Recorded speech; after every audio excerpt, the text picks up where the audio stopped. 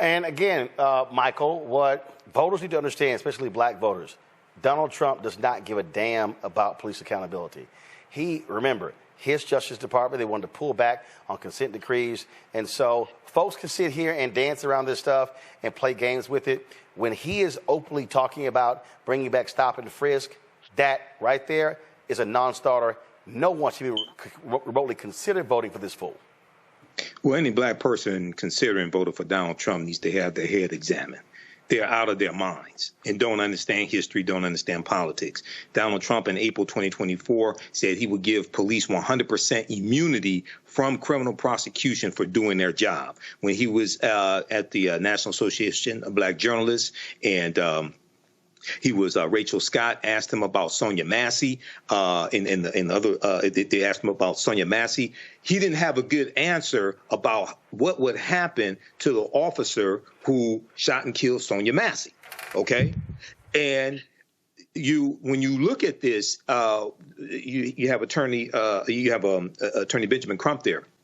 We know the George Floyd Justice and Policing Act passed the House of Representatives by a vote of 220 to 212. No Republicans voted for the bill. It was Senator Tim Scott who blocked it. But what people have to understand is a lot of white people in this country think the police department is working just the way it's supposed to work. And now you have attack ads that Republicans have launched attacking Vice President Kamala Harris for saying the protests during when the protests were happening after the killing of George Floyd. She said, these were peaceful protesters. The majority of the protests were peaceful, even though you did have, some fires here and there to take place. The majority of the protests were peaceful. A different approach has to be taken with this, okay? Because a lot of the majority of the people in the House and the Senate that got to vote for a bill that reforms police are white. And they represent a lot of white people that think things are just fine right now.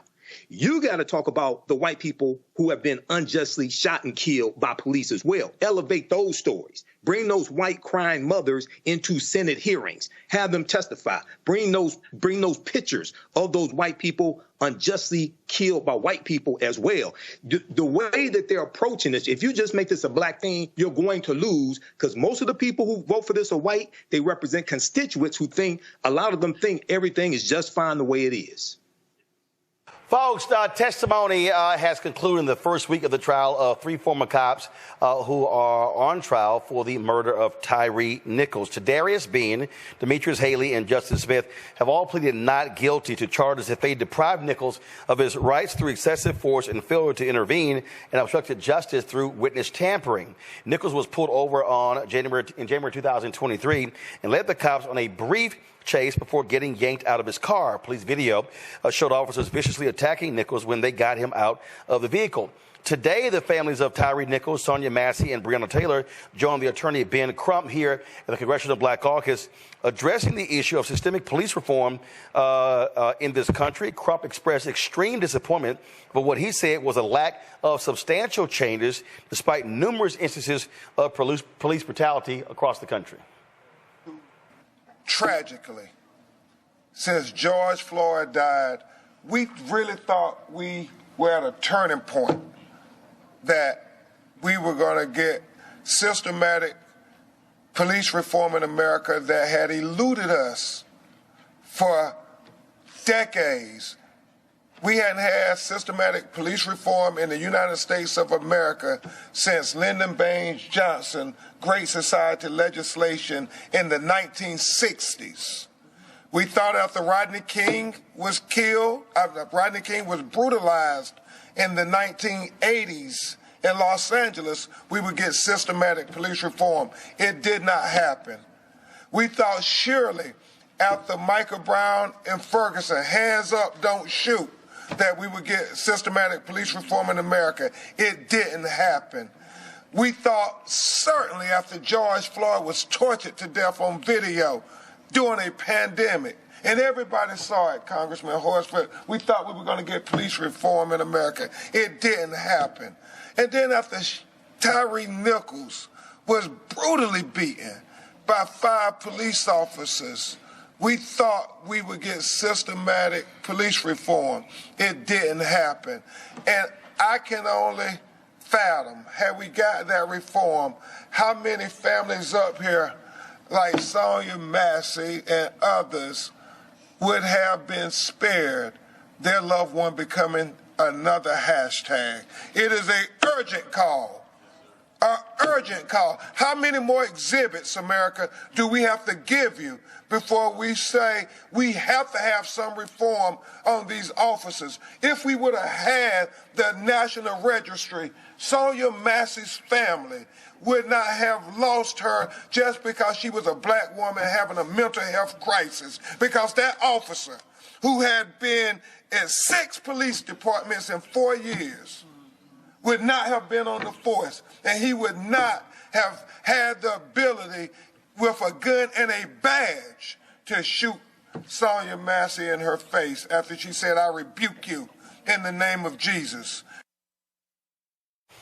Now, folks, this is another story which is absolutely crazy. So people were emailing this here. And so Javion Magee is a trucker out of Chicago who was found at the base of a tree in North Carolina. This video has gone viral, and so we want to play this video for you. Check this out. Hey y'all, I would have never thought I had to make this kind of post on my TikTok, but my family desperately needs your help.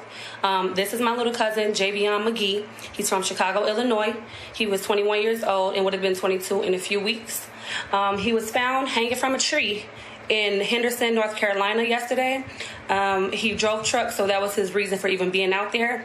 The police officers are trying to say that he went to Walmart and purchased the rope and hung himself. We obviously don't believe that, and we are just asking for your help to push his story out there. This isn't covered on any local platforms. No news stations, radio, none of that. So we're trying to push it out there. We really need your help. The police officers in the coroner's office are giving us a hard time, not allowing his mom to identify the body. At one point, they told her she can't identify the body due to COVID. And then the next day, today, they told her the father has to give her permission for that, which he said that he would. She asked if they could send her pictures at least. They told her yes, and then turned around and told her, "Oh, I don't think that you want to see your son like that." Come on. Like, this is just very devastating for my family, and we really need to push this story out there. So if y'all could please repost this video, keep saying his name, Javion Magee, hashtag justice for Javion, and we are going to fight for him, and we are standing behind my cousin 100%, and they're not getting away with this. So please, share this video. Thank you. Now, folks, just a few moments ago, Reverend Dr. William Barber sent me this statement here. He is calling for a thorough investigation into his death. The death of a young person is hard and painful enough, but in this circumstance, we must have truth and transparency. Hanging, whatever the cause, is not a form of death that can be easily dismissed, particularly here in the South, where it has been used as a weapon of terror against black families for generations. I join attorneys Daniels and Merritt, of course, as they seek transparency, truth, and justice for Javion Magee and his family. We must and will find out what has happened. The family is represented by Harry Daniels, Lee Merritt, and also a North Carolina attorney, Jason Keefe. When you look at what Ben Crump talked about there, I'm going to go back to our panel here, and I'm going to start with you, Matt. When you look at what he talked about here, I mean, he's right. You continue to have these cases of police brutality. You have cases like this where the family is like, wait a minute, hold up. Like, is there a real investigation going on? And folks simply want answers. And unfortunately, we continue to have this sort of blatant disregard for the concerns and the feelings of these black families. And you got to ask yourself the question, do you see this happen with non-black folks? You don't. And I know that you're saying that is kind of the question that you extrapolate from that, but that's the truth. I feel like a lot of times you don't. You know, it's a difficult thing, especially in cases that are not straight ahead for the police.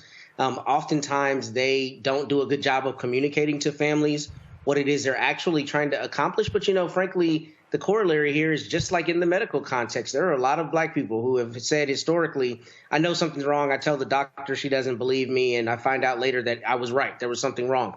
The same is true with a lot of these cases. And sometimes the police, in my experience as a prosecutor, a lot of times they get a very simple, myopic view on a case, and they will not go beyond that simple, myopic view. And when it relates to black people, particularly something like Javion Magee, right? The family says, we know him. He is not the kind who would do this. They don't start with that premise. They start with the easy decision, which is, we believe he went to Walmart and bought a rope. And here's the reality. Sometimes the evidence will bear that out. But oftentimes police dealing with black families, at least in my experience, will start with the premise that either there wasn't a crime or that what the family is telling them is not correct and won't work from the standpoint of perhaps it's true. And in the instance of a young man like Javion Magee, that is such a thing that is so stark and so jarring that, you should start with the premise that there is likely criminal activity afoot here and not necessarily a suicide unless you've got compelling evidence to that end. So I've seen that in my own career, that police do this. But I will say, to be fair and balanced, a lot of times people's expectations of how quickly an investigation should happen or how quickly they should get information are not always realistic. And sometimes that gulf between is what you see reported in the news and what creates a lot of the issues, because frankly, for law enforcement to be able to do their jobs, they do also have to have the ability to investigate. And sometimes their inability to communicate what they're finding or what they're working on and to do so quickly is what creates the issue. So I think one of the big issues is there has to be better transparency and there has to be a better system of communicating to families. We are, in fact, working hard on this issue. And I think both things can be true. But I have seen that police often do not take black families' complaints at face value and investigate those with the idea that, in fact, there may be something criminal afoot. But I will say, as it relates to Javion Magee, I saw that Jason Keith posted that on his Instagram, and they've got a very, very strong, solid team of people who will investigate and get to the bottom of that. So God willing, there will be answers for that family sooner than later. And the reality is this here, Kelly, when we look at this election, you have a man in Donald Trump who has made it perfectly clear. He wants immunity for all cops, 100% immunity. He wants to bring back stop and frisk. So for any black person, male or female, especially brothers, considering voting for Donald Trump, let's be real clear. He gets back in the Oval Office, there's a bullseye on your back in every single community, because he will let cops do what have their way with black people. For sure. And that's terrifying. But something that also you need to consider is if cops have full immunity in the way that Donald Trump has been touting that he will do once he becomes president, what does that say about accountability between the law enforcement departments themselves? What if you have a dirty cop and he kills another cop?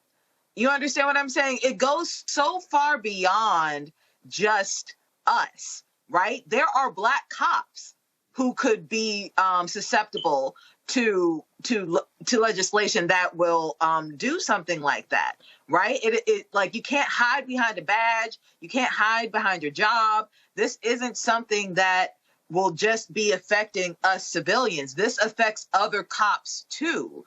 It affects all of us. And the fact that this orange Mussolini man just simply does not comprehend the power that he wields accurately anyway. I just feel like he feels like he's a rich kid who just has a bunch of toys to play with, and the toys just happen to be the government. You understand? And the gravamen of this office, like the gravity, the weight, the prestige of this office is just frankly eradicated should this man come in again, just because, he gave you $1,200 that one time that he didn't even do, by the way. Or, you feel like, oh, the economy is so bad and it was so much better under him. Well, he inherited Obama's economy. Of course it was better. Like, there are so many excuses that I'm hearing about why people are going to vote for him, and all of them can be debunked with straight facts and, frankly, just a modicum of common sense that needs to be utilized ASAP so that, terrorism doesn't happen. Domestic terrorism doesn't happen in this country. And again, Michael, what voters need to understand, especially black voters, Donald Trump does not give a damn about police accountability.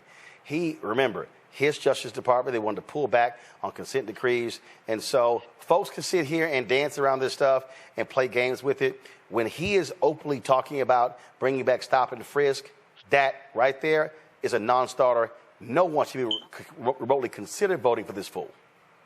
Well, any black person considering voting for Donald Trump needs to have their head examined. They're out of their minds and don't understand history, don't understand politics. Donald Trump in April 2024 said he would give police 100% immunity from criminal prosecution for doing their job. When he was at the National Association of Black Journalists, and Rachel Scott asked him about Sonia Massey, they asked him about Sonia Massey. He didn't have a good answer about what would happen to the officer who shot and killed Sonia Massey. Okay, and when you look at this, you have Attorney Benjamin Crump there.